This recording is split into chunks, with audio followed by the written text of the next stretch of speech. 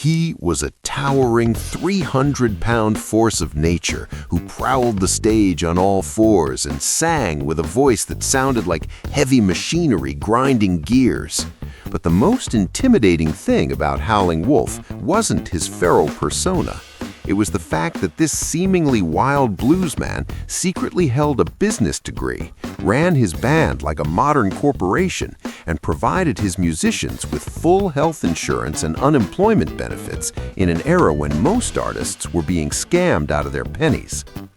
Many early blues musicians were ruthlessly exploited by record labels because they couldn't read their own contracts. Howlin Wolf was functionally illiterate for the first half of his life, but he refused to be a victim. In his 40s, he went back to school, earned his GED, and eventually studied accounting and business management.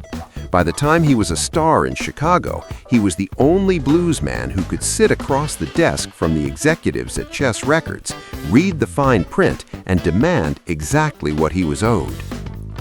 While his peers were drinking their profits and playing fast and loose with gig money, Wolf ran his band with iron discipline. He paid his musicians a fixed, reliable salary rather than splitting the door fee, withheld their taxes so they wouldn't get in trouble with the government, and even fired band members if they showed up to gigs drunk or dressed sloppily.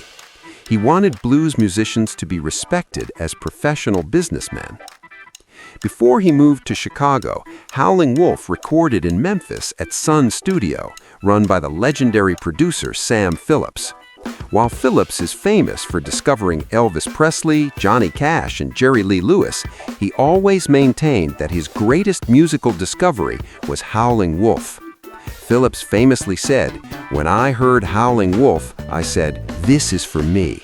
This is where the soul of man never dies.'" One of Wolf's most famous and enduring hits is the raucous party anthem Wang Doodle, written by blues architect Willie Dixon.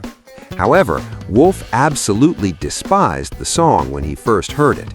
He felt the lyrics about Automatic Slim and Razor-totin' Jim were too goofy and beneath his dignity.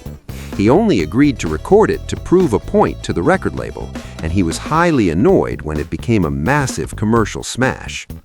Howlin Wolf and Muddy Waters were the two undisputed kings of Chicago blues, and their rivalry was fierce.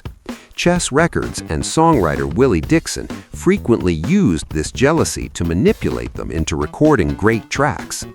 Dixon would approach Wolf with a new song and casually mention,